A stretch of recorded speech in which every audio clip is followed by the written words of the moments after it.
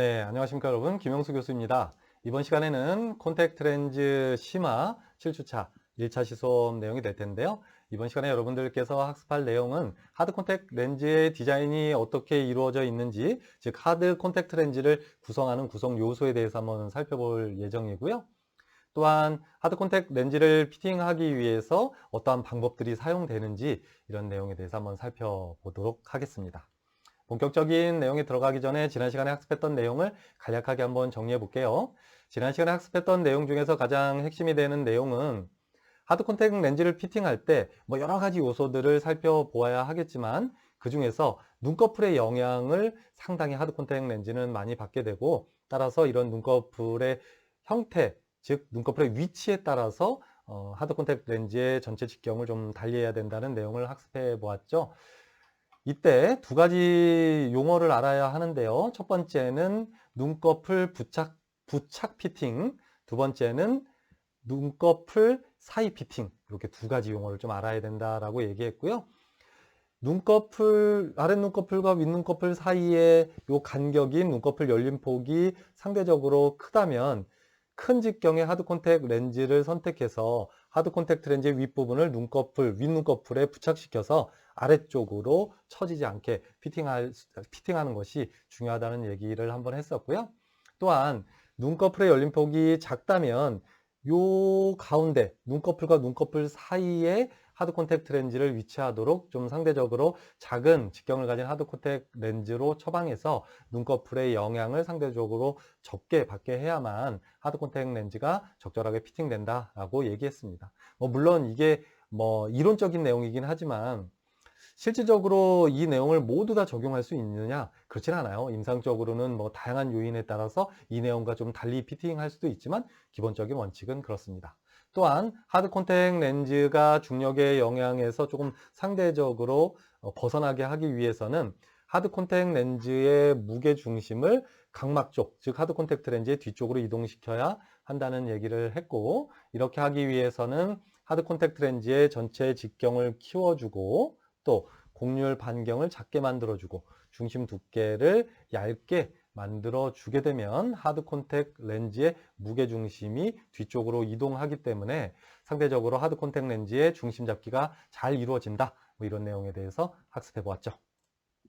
자, 이번 시간에는 하드 콘택트 렌즈를 구성하고 있는 구성 요소들, 즉 광학부 직경, 그것도 후면 부분의 광학부 직경과 전면의 광학부 직경은 어떠한 요인에 의해서 변화를 시켜야 하는지, 또 하드 콘택트 렌즈를 구성하고 있는 디자인인 구면 디자인은 무엇이고 비구면 디자인은 또 무엇인지, 이런 내용에 대해서 한번 조금 깊이 있게 살펴볼 예정이고요. 또한 임상에서 하드 콘택트 렌즈를 피팅하는 방법이 세 가지 방법이 주로 사용되는데요. 그럼 이렇게 임상에서 사용하는 하드 콘택트 렌즈의 피팅 방법이 무엇이 있는지를 살펴보도록 하겠습니다. 여러분들은 이러한 내용을 통해서 임상에 나아갔을 때 하드 콘택트 렌즈를 구성하고 있는 다양한 변수들을 적절히 조정하고 또 적절한 피팅 방법을 사용해서 정확한 하드 콘택트 렌즈를 피팅할 수 있는 안경사로서의 역량을 기를 수 있습니다. 자, 여러분들 교재 151페이지를 펴주면 될 것 같고요. 151페이지의 하단부를 한번 살펴보면 좋겠습니다. 자, 조금만 확대해 볼게요. 중요한 내용이기 때문에. 자, 하드 콘택트 렌즈의 그러니까 디자인을 구성하고 있는 다양한 요소 중에서 첫 번째로 후면부 광학부 직경에 대한 얘기를 한번 살펴볼까 합니다. 하드 콘택트 렌즈 전체 직경이 있다면 전체 직경 중에서 도수를 형성하고 있는 중앙 부분을 광학부라고 얘기하고요. 전체 직경에 따라서 이 광학부 직경은 커지기도 하고 작아지기도 합니다. 일반적으로 전체 직경을 두고 광학부 직경만도 조정할 수 있는 회사들이 있을 수는 있지만, 일반적으로 하드 콘택트 렌즈의 전체 직경을 키우게 되면 당연히도 그 중앙에 형성되는 광학부 직경도 같이 커지게 되고요. 전체 직경을 작게 만들면 만들수록 당연히도 광학부 직경은 작아질 수밖에 없습니다. 이 내용을 하나 알아둘 필요가 있고요. 그런데 여러분들 이 책에서 계속해서 이렇게 약자로 표현돼요. 따라서 이거 사실 임상에서 중요하지 않은데 요거는 하나 그냥 설명하고 넘어가려고 그래요. 후면 광학부의 직경을 Back Optic Zone Diameter, 줄여서 BOGD라고 표현합니다. 근데 임상에서 이 용어를 많이 쓰느냐? 그렇게 많이 쓰지 않아요. 뭐 여러분들이 뭐 미국이라거나 호주라거나 뭐 캐나다에 가서 뭐 추가적으로 좀 뭐 검안사가 되기 위해서 조금 더 공부를 한다면 이 용어들을 자주 접하게 되겠지만, 뭐 국내에서 여러분들이 안경사, 검안사로 일을 하게 된다면 이 용어 거의 쓰지 않아요. 그러니까 그냥 후면광학부 직경 뭐 이렇게만 이해하고 있으면 되는데요. 이 책에서는 계속 요 밑에 봐봐요. BOGD, BOGD 계속 이렇게 써지잖아요. 그러니까 이 책의 내용을 이해하기 위해서 여러분들이 이 용어를 알아둘 필요가 있겠고요. 뭐 깊이 있게 이 단어를 막 적어가면서 외울 필요는 없습니다. 근데 그래도 여러분들 몇 번 보다 보면 이해될 거예요. 백은 뒤쪽이라는 얘기잖아요. optic zone은 광학부를 뜻하는 거고요. 다이어미터는 이렇게 직경을 뜻하는 거거든요. 그래서 BOGD 백 optic zone diameter. 후면부 광학부 직경이구나. 이렇게 이해해주면 좋고요. 몰라도 관계는 없어요. 하지만 어찌됐든 지금 후면 광학부 직경에 대해서 얘기하고 있고요. 자, 요 내용을 한번 살펴볼게요. 정해진 전체 직경에서 주어진 설계값에 의해서 고정된다. 그러니까 무슨 얘기냐면 이 후면 광학부 직경은 내 맘대로 조정할 수 없어요. 이런 얘기가 되는 거예요. 그래서 딱 비율적으로 고정되어 있기 때문에 좀 전에 서두에서도 설명한 것처럼 전체 직경 키우면 광학부 직경도 후면 광학부 직경도 커지고요. 전체 직경 작게 하면 후면 광학부 직경도 같이 작아져요. 이 내용을 이렇게 좀 어렵게 써놨고요. 여기서 보이죠? TD는 토탈 다이어미터라는 뜻이거든요. 그래서 어찌됐든 이건 전체 직경을 뜻하는 거예요. TD, 전체 직경보다 1에서 1.5mm 작다. 그러니까 전체 직경이 예를 들어서 10mm라면 광학부 직경은 뭐 9mm나 한 8.5mm 정도 된다라고 생각하면 좋겠습니다. 어찌됐든 이 내용에서 중요한 것은 여기 별표가 빵빵빵 3개 쳐져 있죠.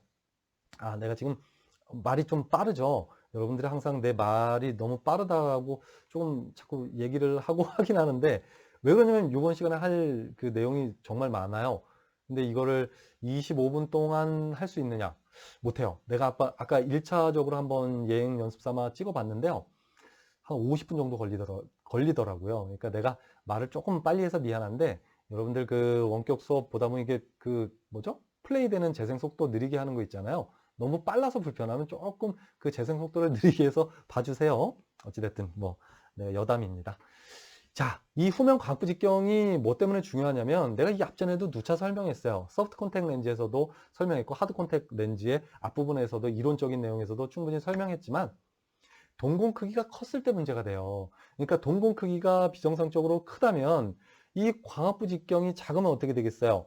동공 안에 광학부뿐만이 아니라 광학부가 아닌 주변 부분까지 동공 안에 포함되죠. 그러니까 빛이 들어가서 어떻게 돼요? 이 광학부가 아닌 부분으로도 들어간 빛도 굴절돼서 눈 안쪽에 결상이 되기 때문에 광학부를 통과해서 들어간 빛과 그렇지 않은 주변 부분을 통해서 들어간 빛들이 막 여러 개가 이 눈 안쪽에 망막에도 결상되고 뭐 망막 앞에도 결상되고 이렇게 결상되기 때문에 눈부심을 좀 유발할 수 있다, 이런 얘기들 좀 했잖아요. 그래서 후면부 광학부 직경에서 여러분들이 알아둬야 할 가장 중요한 건 바로 이 초록색으로 하이라이트 그려놓고 별표 빵빵빵 3개 쳐놓은 이겁니다. 그러니까 뭐냐면 어두운 곳이 됐던 밝은 곳이 됐던 기본적으로 콘택 렌즈의 후면부 광학부의 직경은 어때야 된다? 그렇죠. 최소한 동공 크기보다는 커야 된다는 얘기가 가장 중요한 핵심 키포인트가 되겠고요. 나머지는 한번 좀 읽어보세요. 저 파란색 줄 쳐놓은 부분도 뭐 어떻게 보면 중요할 수도 있는데 뭐 그렇게 중요하지 않아요. 각막의 난시가 되게 심한 경우 있잖아요. 그런 경우에는 후면 광학부 직경을 좀 이렇게 작게 만들어주면 좀 피팅하기가 유리하다는 얘기인데요. 그러면 어떻게 되겠어요? 동공 크기보다 후면 광학부 직경이 작아질 수도 있잖아요. 그죠? 그러다 보니까 뭐 피팅 상태를 좋게 만들기 위해서는 뭐 하나의 방법으로 사용될 수 있지만, 이 경우에는 동공의 크기가 좀 작은 사람에게만 해당되고요. 그러니까 이렇게 생각해 주면 좋을 것 같아요. 기본적으로 후면 광학부 직경은 동공보다 커야 한다. 그래서 일반적으로 좀 크면 클수록 좀 유리할 수는 있다.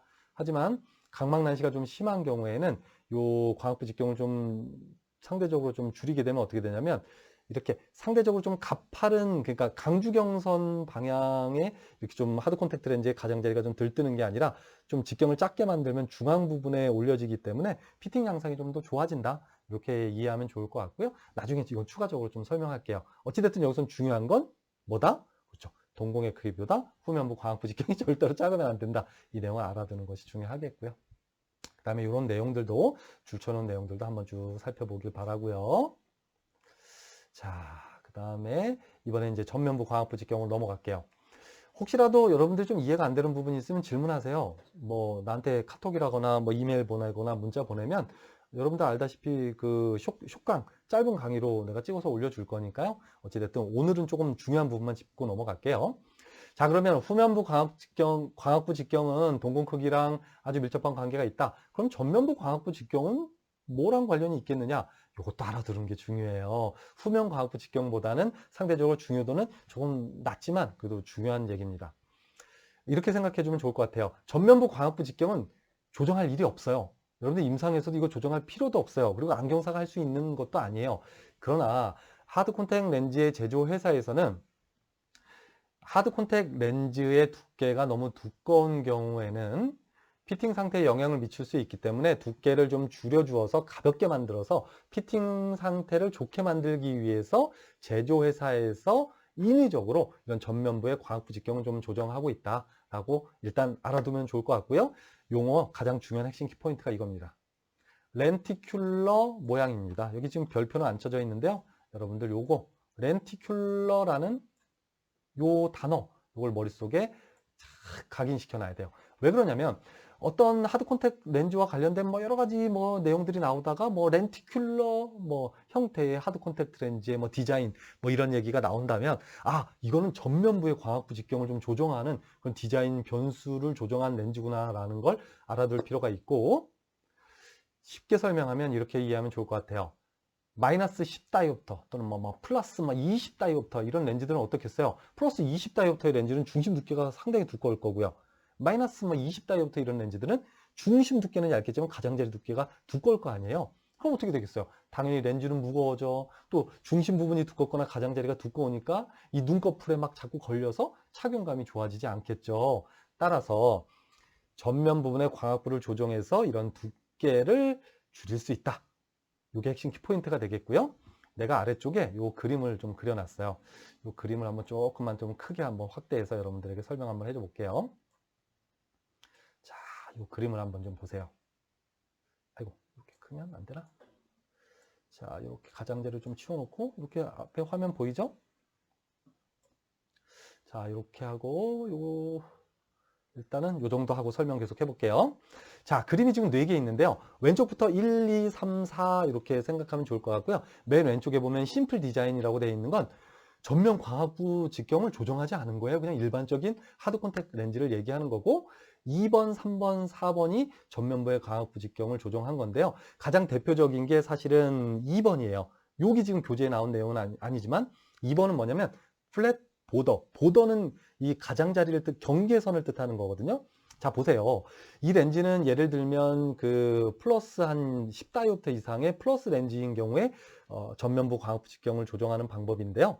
이렇게 지금 잘 보일지 모르겠지만 전면부는 여기 그림을 내가 좀 그릴 수 있으면 좀 좋을 것 같은데. 자, 이렇게 한번 해볼까요? 여기부터 여기까지가 전면부의 광학부인데 광학부 직경을 상대적으로 전면부를 작게 만들었죠. 그리고 가장자리 부분은 어때요? 거기 뭐 도수가 들어가거나 말거나 관심 없어요. 그러니까 광학부 직경을 작게 전면부 광학부 직경을 좀 작게 만들면 어떻게 되냐면 플러스 렌즈의 경우는 중심 두께를 이 그림에서 보는 것처럼 얇게 만들 수 있어요. 예를 들어서 좌측 1번 그림이 플러스 10다이옵터의 일반 디자인의 렌즈인데 2번 디자인이 전면부의 광학부 직경을 조정한 거라면 가장자리 두께는 도수 넣지 않고 그냥 평면으로 만들고요. 중간 부분만 플러스 10다이옵터를 넣은 거예요. 지금 그림으로 봐서도 그림 봐서 뭐 비슷하다고 보일 수 있지만 플러스 렌즈에서 중심 두께를 정말 얇게 만들 수 있거든요. 대신 어떤 문제가 발생하겠어요? 후면부 광학부 직경에서 얘기한 것처럼 이렇게 만들면 중심 두께를 얇게 만들어서 렌즈가 전체적으로 얇고 무게가 가벼우니까 피팅 상태를 좋게 만들 수 있지만 동공의 크기가 크다면 어떻게 되겠어요? 광학부가 아닌 부분으로 들어오는 빛도 있고 해서 착용감은 좋을지 모르겠지만 과학적으로 좀 문제가 일어날 수 있겠죠. 어찌됐든 전면부 광학부 직경을 조정함으로써 이렇게 중심 두께를 좀 얇게 만들 수 있다. 이게 바로 렌티큘러형 가공 디자인의 변경이다 라고 생각하면 좋을 것 같아요. 또한 이 교재에서 여기 그 초록색으로 하이라이트 그려놓은 거 있죠. 여러분들 오른쪽에 보이는 거 마이너스형 캐리어와 플러스형 캐리어라는 말이 나오죠. 이 말은 사실 그렇게 중요하지 않을 수도 있는데 마이너스 캐리어, 플러스 캐리어 여기서 캐리어란 말은 여러분들 어디 여행 갈 때 이거 질질질질 끌고 다니는 캐리어 있잖아요. 그 뭐예요? 짐을 놓고 끌고 다니는 거잖아요. 요 말을 어떻게 여기서 적용하면 좋을까? 이게 약간 그 외국 사람하고 우리하고 좀 약간 생각하는 좀 개념이 사고방식이 좀 달라서 좀 차이가 날 수 있는데 내가 한번 이렇게 한번 비유를 한번 해볼게요. 캐리어라는 건 무엇을 이렇게 잡아 끈다. 그러니까 뭐냐면 전면 부분에 어떤 모양을 잡아 끌어서 좀 변형을 준다. 이렇게 이해하면 조금 좋을 것 같아요. 그걸 그냥 캐리어라고 표현한 거고요. 자, 세 번째 렌즈를 한번 볼게요. 이 렌즈는 어떤 거냐면 여기서도 내가 한번 표시 한번 해볼게요. 여기부터 여기까지가 광학부예요. 그러니까 1번 그림은 광학부가 끝부분 1mm를 남겨두고 건 전부 다 광학부잖아요. 근데 어떻게 됐어요? 전면 광학부를 좀 작게 만들었잖아요. 그러니까 어떤 거냐면 이 가장자리 부분을 캐리어 이렇게 좀 조정했어요. 조정해서 어떻게 된 거냐면 가장자리 부분 두께를 얇게 만들기 위한 렌티큘러 가공입니다. 이런 거는 전형적으로 마이너스 렌즈에서 사용해요. 그러니까 2번 그림은 플러스 렌즈, 높은 구절력이 아닌 플러스 렌즈에서 사용하는 렌티큘러형 가공. 세 번째 그림은 높은 마이너스 렌즈에서 가장자리 두께를 얇게 만들기 위한 렌티큘러 가공이라고 보면 되고요. 어찌됐든 전면 부분의 광학부 직경을 조정해서 가공하는 겁니다.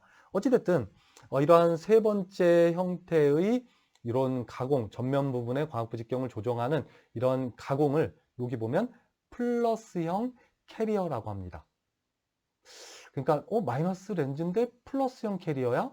이렇게 좀 오해하면 안 돼요. 여기서는 이 플러스형 캐리어라는 얘기는 뭐냐면 이 가장자리로 가면 갈수록 점점 뾰족해지는, 그러니까 플러스 렌즈가 가장자리로 갈수록 좀 얇아지잖아요. 그런 형태로 이 조정했다는 얘기입니다.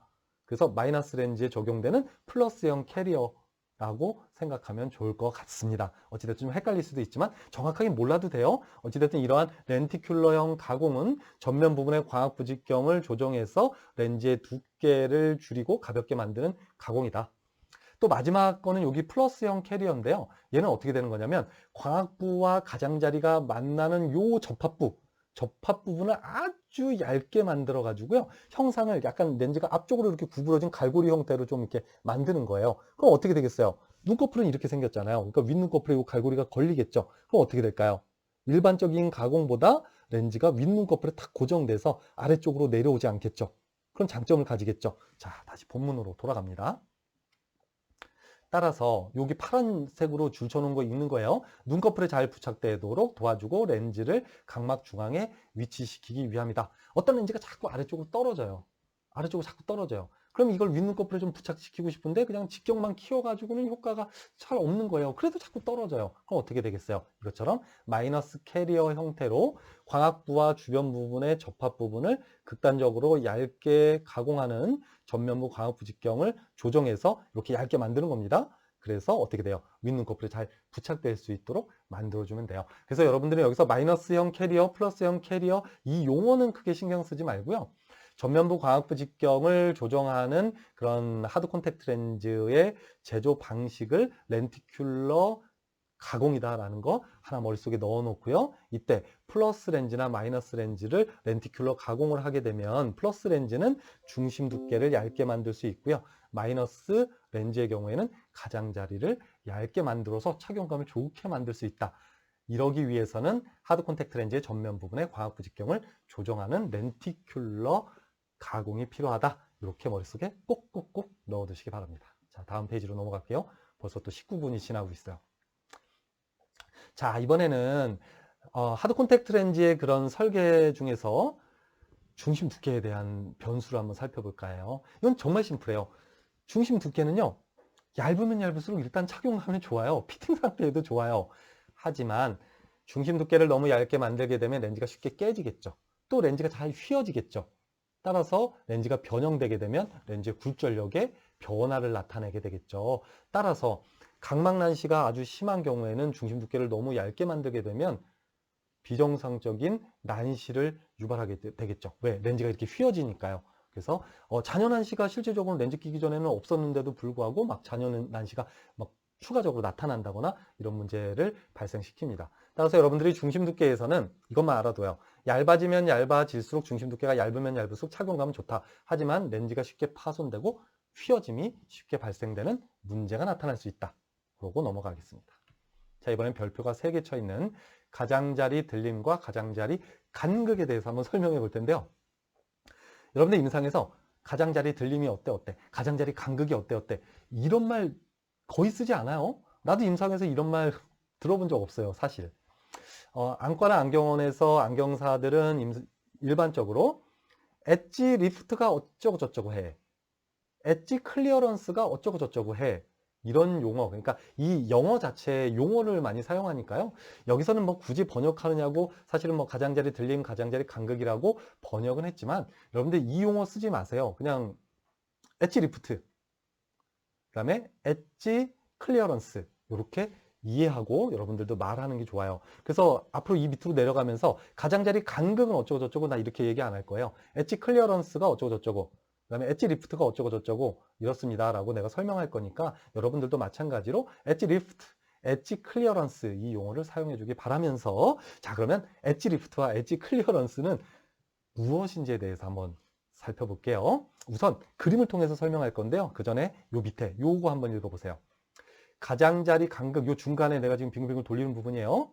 엣지 클리어런스는 렌즈 및 각막과 관련되어 있는 용어인 반면에 엣지 리프트, 가장자리 들림은 렌즈 자체에 대한 설명하는 용어이다. 요게 기본적인 내용이에요. 이 정의에 대해서는 위에서 좀 설명하도록 할게요. 그림을 보면서요. 자, 15-4 그림을 보면 이 내용을 쉽게 이해할 수 있어요. 자, 15-4를 이렇게 볼게요. 아주 중요한 내용입니다. 여기 보면 EL이라고 초록색 표현되어 있는 게 엣지 리프트예요. 이 엣지 리프트는 눈에 착용한 상태에서의 어떤 양상을 표현한다기보다는 렌즈 자체의 특성을 설명하는 용어다라고 생각하면 좋아요. 자, 보세요. 엣지 리프트는 광학부에, 내가 이거 지금 잘 보이나? 이거 잘 안 보일 수도 있는데 이거 그림으로 한번 그려볼까요? 렌즈 요 광학부의 곡률 반경에서 연장선을 쭉 그은 겁니다. 연장선을 쭉 그은 요 연장선과 콘택트 렌즈, 하드 콘택트 렌즈의 엣지 부분, 엣지, 요 가장자리라고 하잖아요. 끝부분 엣지에까지의 높이를 엣지 리프트라 그래요.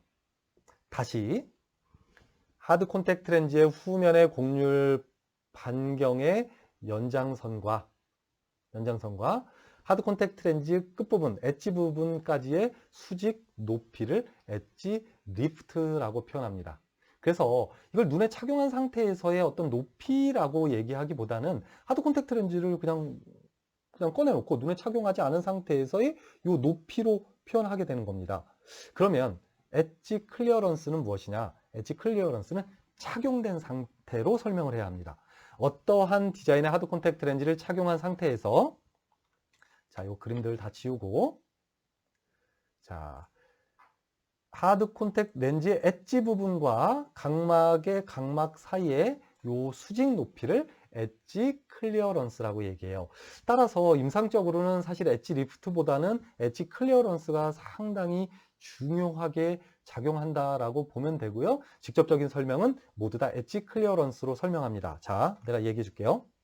이렇게 표현해요.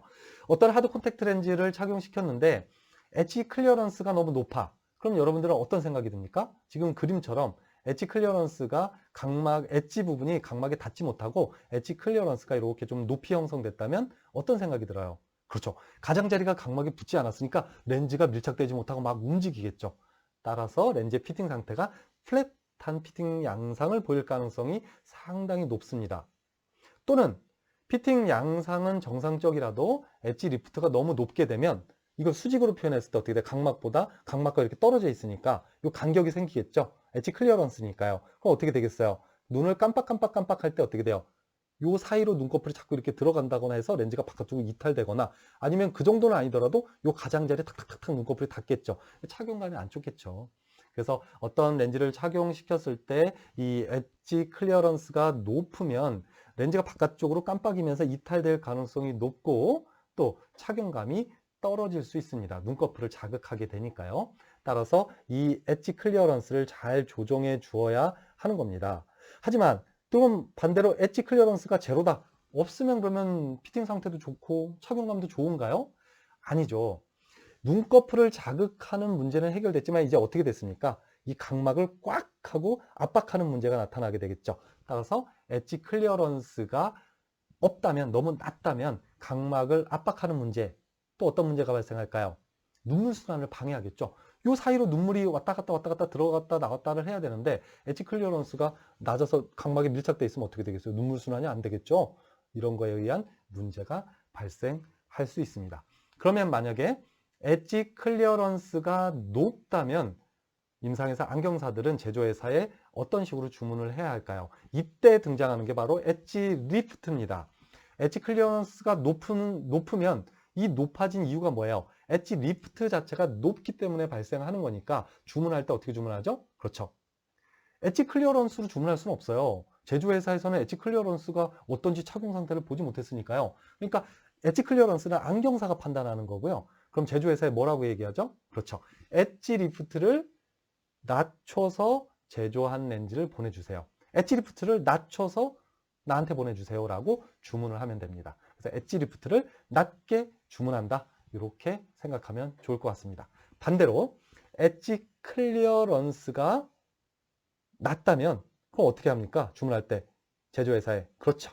엣지 리프트를 높여서 주문하면 됩니다. 지금 보내주신 렌즈보다 엣지 리프트를 좀 높여서 만들어서 다시 보내주세요. 이런 식으로 주문을 하게 된다. 따라서 이 엣지 리프트와 엣지 클리어런스는 동일하게 임상에서 사용되는 경우도 있어요. 그래서 임상에서 어떤 그 임상 안경사의 경우에는 이 용어를 그냥 혼용해서 써요. 그 엣지 리프트 하나만을 가지고 엣지 클리어런스를 모두 대변해서 쓰기도 하거든요. 임상에서 어떻게 표현하냐면 일례로 이거 엣지 리프트가 너무 낮은데? 제조회사에 전화합니다. 엣지 리프트 높은 걸로 좀 이거 높여서 다시 보내주세요. 내가 검사해봤더니 엣지 리프트가 너무 낮아요. 높여서 주문하고, 또는 엣지 리프트가 너무 높아요. 그러면 엣지 리프트 좀 낮춰서 보내주세요. 뭐 이런 식으로 표현할 수도 있거든요. 그래서 그냥 엣지 리프트 하나를 가지고 뭐 주문하기도 하고 평가하기도 하고 하지만 틀린 말은 아니지만 엄밀히 말하면 엣지 클리어런스랑 엣지 리프트랑은 조금 표현하는 방식이 다르고 기준점이 다르다라고 생각해 주었으면 좋겠어요.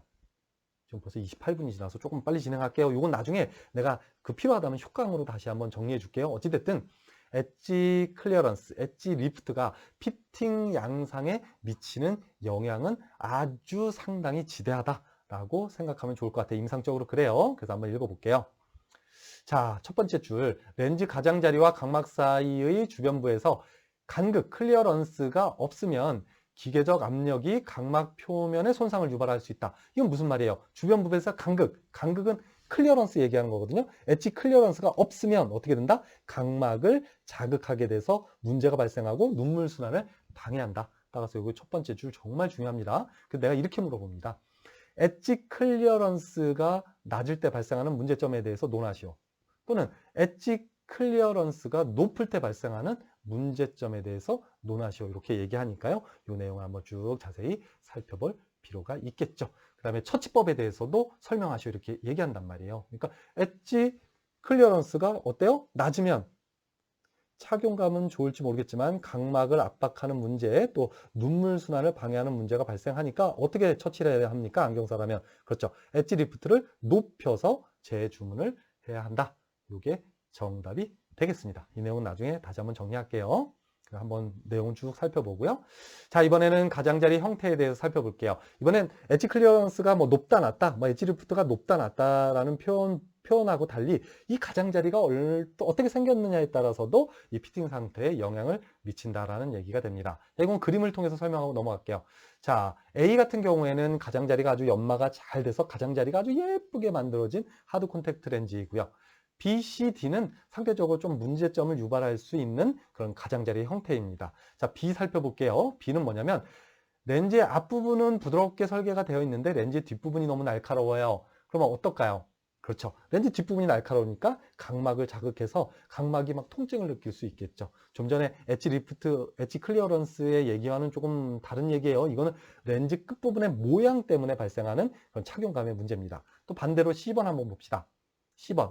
얘는 어쩌면 이 뒷부분은 연마가 잘 됐는데 렌즈의 앞부분이 너무 날카롭게 됐어요. 그러니까 앞부분이 뾰족하니까 어떻게 돼요? 이렇게 눈을 깜빡일 때마다 이 눈꺼풀을 계속 뾰족한 게 꼭꼭꼭꼭 찌르겠죠. 그러니까 눈꺼풀에 자극을 유발할 수 있겠다. 따라서 이런 렌즈 엣지 부분의 형상에 따라서도 착용감에 문제를 발생시킨다. 하지만 상대적으로 어떤 그런 피팅 상태의 양상에는 사실은 큰 영향을 주진 않아요. 착용감에 문제를 주는 것이 바로 렌즈 가장자리의 형상, 형태, 모양이다라고 생각해 주길 바랍니다. 자, 이번에는 구면 디자인과 비구면 디자인에 대한 설명인데요. 이 부분을 한번 읽어보세요. 여러분들 뭐 어렵지 않은 내용이니까요. 내가 이전 시간에도 충분히 설명했으니까요. 이 내용은 여러분들 읽어보는 걸로 하고, 만약에 잘 모르겠으면 나한테 질문하세요. 그럼 이 내용 숏강으로 내가 찍어서 올려주겠습니다. 한번 쭉 읽어봐요. 뭐 어렵지 않은데 뭐 간단히 설명하면 구면 디자인은 광학구도 구면 가장자리 부분으로 갈 때도 구면의 형태로 이렇게 단계적으로 평평해진다. 따라서 이 광학부와 주변 부분이 만나는 요 부분을 보면 이렇게 뒤에서 보면 되게 뾰족하겠죠.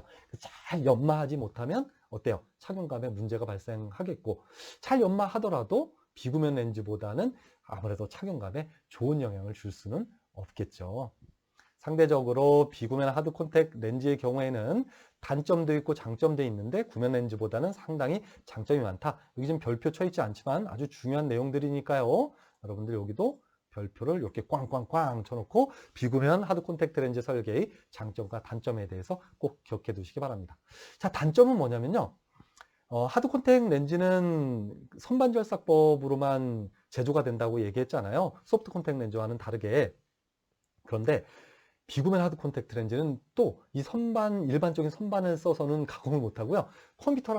컴퓨터랑 연결해서 아주 조금 더 디테일하게 가공을 해야 합니다. 그래서 특수한 선반을 써야 하고요. 따라서 어떻겠어요? 이 비구면 하드 콘택트 렌즈는 구면 하드 콘택트 렌즈보다 제조하기도 너무 어렵고요. 또 막 컴퓨터랑 연결해야 되고 또 이 특수한 선반을 써야 되니까 제조 단가가 올라가겠죠. 그러니까 비싸요. 그 단점은 그거예요. 제조하기가 어렵고 비싸다. 자, 그러면 장점은 뭔지 살펴봐야 되겠죠.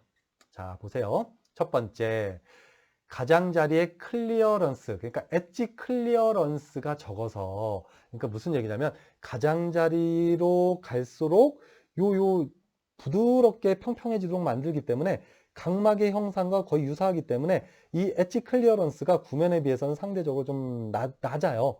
적어요. 따라서 이물감을 좀 덜 느끼겠죠. 구면 같은 경우는 아무리 잘 맞춘다고 해도 이 엣지 클리어런스가 높을 수밖에 없어서 이 눈꺼풀에 자극도 많이 받고 피팅 상태도 별로 좋지 않아요. 따라서 비구면 렌즈 같은 경우는 엣지 클리어런스가 구면 렌즈에 비해서 상대적으로 적기 때문에 착용감이 좋다. 자, 두 번째, 엣지 클리어런스의 개념과는 조금 달리 비구면 형태로 가공을 하게 되면 광학부에서 가장자리로 가서 점점 평평해지기 때문에 이 가장자리가 구면보다 상당히 얇아요. 따라서 엣지 클리어런스랑 별개로 가장자리가 얇기 때문에 또 이물감을 좀 적게 느끼겠죠. 이게 또 장점이 되겠습니다. 정리하자면 주변 부분이 얇아서 착용감이 좋다. 이렇게 정리하면 되겠고요. 자, 세 번째, 이건 내가 얘기했잖아요. 비구면 렌즈니까 구면 수차가 적기 때문에 동공이 큰 사람에게는 이 구면 수차의 영향을 아주 작게 만들 수 있어서 유리한 점이 있다. 더불어서 도수가 높으면 높을수록 이런 구면 수차는 크게 발생하니까요. 도수가 높은 하드 콘택 렌즈일수록 비구면 하드 콘택 렌즈로 처방을 하게 되면 이런 구면 수차의 영향도 상대적으로 적다. 이건 뭐 충분히 이전에 설명했고요. 마지막으로 이거는 내가 원해서 그렇게 된 게 아니라 가장자리로 갈수록 평평해지기 때문에 마이너스 렌즈든 플러스 렌즈든 가장자리로 갈수록 플러스 쪽으로 도수가 높아져요. 따라서 그 노안용 하드 콘택트 렌즈가 아닌데도 불구하고 노안 교정 효과가 이만큼 있어요. 단초점 하드 콘택트 렌즈인데도. 따라서 마이너스가 됐던 플러스가 됐던 가장자리로 가서 플러스 굴절력이 높아진다. 따라서 이러한 렌즈들이 노안 교정 효과가 있다. 이 내용은 나중에 뒤쪽에서 좀 충분히 설명할게요. 어찌됐든 이런 장점이 있다는 걸 꼭 머릿속에 기억하시기 바랍니다. 자, 그렇게 하고요. PMMA 렌즈와 RGP 렌즈의 디자인 비교는 그냥 한번 읽어보고요. 자, 이번에는 시험용 피팅의 종류, 오늘 수업의 마지막 내용이 되는데요. 그러니까 이겁니다. 안경사가 임상에서 어떠한 방식으로 하드 콘택트 렌즈를 피팅하고 최종 처방하느냐, 이 내용을 좀 설명할 텐데요. 총 3가지 방법이 있어요. 그 내용을 간략하게 살펴보고, 뭐 그렇게 중요한 내용은 아니라서 그래요. 수업 마무리 지을게요. 지금 35분이에요. 자, 첫 번째, 시험용 피팅 세트를 이용한다. 여러분들 실습 시간에 할 건데요. 시험용 그 하드 렌즈 세트가 있어요. 도수는 다 마이너스 3다이옵터짜리고요. 베이스 커브만 다 달라요. 직경도 다 똑같아요. 그 렌즈를 끼워보고 피팅 상태가 어떤지 보고 또 덧구절 검사하고 그렇게 해서 최종적으로 처방하죠. 그런데 이 시험용 피팅 세트를 이용해서 피팅하는 건 임상적으로 그렇게 좋은 방법은 아니에요. 왜 그러냐면 여기 봐봐요. 내가 초록색으로 이렇게 하이라이트 쳐놓고 내부 박스를 쳐놓은 이유는 뭐냐면 특수한 피팅 세트를 추가적으로 사용하지 않는 한 대부분의 렌즈의 피팅 상태 평가가 실제 최종적인 피팅 상태와 같지 않아요. 무슨 얘기냐면 극단적으로 설명해 볼게요. 아까도 설명한 것처럼 대부분의 이런 시험용 피팅 세트는 마이너스 3다이옵터의 구절력을 가지고 있다고 했잖아요. 근데 최종 처방되는 하드 콘택 렌즈가 마이너스 10다이옵터라고 생각해 봐요. 그러면 가장자리 두께도 다르고 렌즈 형상이 다르거든요. 근데 마이너스 3다이옵터로 뭐 피팅을 해서 이게 잘 맞아 이렇게 해서 최종적으로 처방을 한 듯 마이너스 10다이옵터에 최종적으로 도착한 렌즈를 착용했을 때는 이 피팅 상태가 완전 확연하게 다를 수 있어요. 더구나 플러스로 최종적으로 처방해야 한다면 마이너스 렌즈랑 플러스 렌즈랑은 형상 자체가 다른데 마이너스 렌즈로 피팅 상태를 평가하고 최종 주문해서 플러스 렌즈가 도착하면 그 렌즈를 처방한 게 맞을까요? 안 맞아요. 따라서 조금 그 디테일하게 신경 쓰는 안경사라면 이런 시험용 피팅 세트를 이용해서 피팅을 하기도 하지만 이때 플러스 렌즈는 플러스 시험 착용 렌즈를 따로 구비하고 그걸로 처방하기도 하고요. 또 도수가 높은 렌즈로 구성되어 있는 시험 착용 렌즈를 따로 가지고 있어요.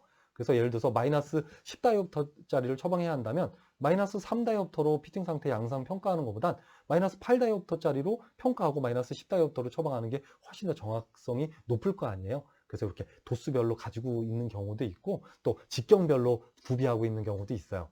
근데 문제는 뭐예요? 그걸 다 가지고 있으려면 그 시험 세트마다 되게 비싸거든요. 시험 세트 하나에 막 150만 원, 200만 원, 비싼 건 막 4, 500만 원씩 해요. 그러니까 그걸 막 하나에 400만 원짜리를 막 10개 세트 갖고 있다 그러면 4천만 원이잖아요. 따라서 임상적으로는 두 번째, 경험적인 피팅을 주로 사용한다. 이 얘기는 무슨 얘기냐면 나 시험 렌즈 피팅 세트 안 쓸 거야. 내가 여태까지 한 10년 동안 처방해 봤더니 구절 이상도 뭐 자극식 굴절 검사, 타극식 굴절 검사하고 각막 곡률 반경 측정 캐러토미터로 다 하죠. 그래서 또 이런 해부학적인 뭐 동공 크기 재고요, 뭐 눈꺼풀 폭 재고요, 뭐 이런 거 다 측정해서 이런 경우에는 직경은 각막의 가시홍채 직경이 뭐 12mm니까 10mm짜리 직경으로 처방하고 굴절 이상도가 뭐 마이너스 3다이옵터이고 마이너스 1다이옵터의 전체 난시를 가지고 있는데 수정체 난시가 없어. 그러면 그냥 구면 하드 콘택트 렌즈 처방하면 되겠네. 그래서 뭐 몇 다이옵터로 처방할 거야. 그리고 어찌됐든 이런 경험적으로 쭉 축적된 노하우를 가지고 일단 제조회사에 주문해요. 그래서 도착하면 그 도착한 렌즈를 가지고 그것을 첫 번째 시험 착용 렌즈로 활용해서 피팅 양상 이런 것들을 평가하죠. 당연히도 시험 렌즈 세트, 엉뚱한 시험 렌즈 세트로 평가하는 것보단 훨씬 더 정확도가 높고요. 임상적으로 이 방법 아주 좋습니다. 그래서 여러분들도 임상에 나가면 나는 시험 착용 렌즈 사용하는 거 뭐 그렇게 권장하지 않아요. 우연찮게 뭐 마이너스 3다이옵터에 근접하고 뭐 내가 가지고 있는 하드 콘택트 렌즈의 직경하고 뭐 거의 최종 처방해야 하는 직경이 비슷하거나 뭐 다양한 변수들이 비슷하다면 뭐 그래도 처방할 수 있지만 괜히 그 처음 착용하는 하드 콘택트 렌즈 착용자를 불편하게 만들고 힘들게 만들어서 나 하드 콘택트 렌즈 안 할래요. 그냥 잘 맞는 걸 착용하면 되게 피팅에 성공했을 텐데도 시험 착용 렌즈 막 잘 맞지 않는 걸 가지고 억지로 하다가 이 사람이 너무 아프니까 저 하드 콘택트 렌즈 안 하고 싶어요. 막 이래서 실패하는 그런 문제점들을 충분히 해결할 수 있어서 나는 요 2번 피팅 방법도 첫 번째 그 시험 렌즈 세트를 이용하는 것보다 더 좋은 방법이라고 생각합니다. 자, 마지막으로는 이 방법보다 더 좋은 방법일 수도 있어요. 각막 지형도 검사를 해서 그 검사 결과를 이용하는 그런 방법이 있습니다. 이게 명칭 수정이라고 해놓고 내가 빨간색으로 표시해 놓은 건 뭐냐면 이전에 그 번역된 내용이 잘못돼서가 아니라 이 그 용어가 임상적으로 많이 쓰는 용어가 아니라서 그래요. 원래 뭐라고 번역되어 있었냐면 각막 지형도 측정기 뭐 이렇게 돼 있었어요. 그런데 또 각막 지형도 측정 검사, 각막 지형 측정 검사인가 뭐 이런 식으로 이렇게 돼 있었는데 임상에서는 각막 지형도 검사 또는 각막 지형도 검사를 하기 위한 장비를 그 기기를 각막 지형도 검사기 이렇게 더 많이 써요. 그래서 그게 잘못돼서 바꾼 게 아니라 임상에서 좀 더 상대적으로 많이 쓰는 그런 용어로 바꿔서 내가 바꿔놨으니까요. 뭐 이런 데도 중간중간 바꿔놨으니까요. 여러분들도 뭐 바꿔도 상관없고 안 바꿔도 상관없어요. 어쨌든 각막 지형도 검사를 통해서 피팅하는 것도 좋은 방법입니다. 다시 촬영해도 40분이 넘어갔네요. 어찌됐든 자 여기 보면 그래요. 확대해 볼게요. 이 각막 지형도 검사기에는요, 그 특수한 그 유틸리티, 그 프로그램이 있어요. 그 프로그램에 버튼 하나 딱 누르면은 어떻게 되냐면 이 검사된 결과 각막의 뭐 전체적인 형상을 검사가 되겠죠. 각막의 뭐 곡률 반경도 뭐 부위별로 다 측정이 될 거고 또 편심도가 얼마인지 뭐 이런 것들도 다 측정이 되겠죠. 그 다음에 여기 보면 리플렉션 검사 값을 이렇게 입력하게 되어 있습니다. 여러분들이 자극식 구조 검사한 결과값 있잖아요. 그걸 여기다 입력해요. -3, 스페리컬 -3, 실린더 -3, 엑시스 170 이렇게 넣으면 이것들을 다 통해서 결국은 요 밑에 부분, 요 부분 있죠? 여러분들 잘 안 보이겠지만 요 부분에 이렇게 처방하세요 하고 데이터를 제시해 줍니다. 그럼 어떻게 되냐면 베이스 커브는 7.78mm 쓰면 잘 맞을 거예요. 또 렌즈의 굴절력은 -3.13 다이옵터로 처방하세요. 뭐 3.13 다이옵터 없으니까 뭐 3. 뭘로 할까요? 25? 뭐 그렇게 하면 되겠네요. 그렇죠? 3.25 다이옵터로 처방하면 되겠네요. 또 렌즈의 직경은 9.2mm 쓰는 게 적절할 거고요. 또 광학부 직경, 옵티컬 존은 7.78mm가 적절할 겁니다. 라고 제시해 주니까 이걸 렌즈 회사에 이대로 주문하면 돼요. 그래서 도착한 렌즈를 첫 번째 시험 착용 렌즈로 사용해서 피팅하면 되겠죠.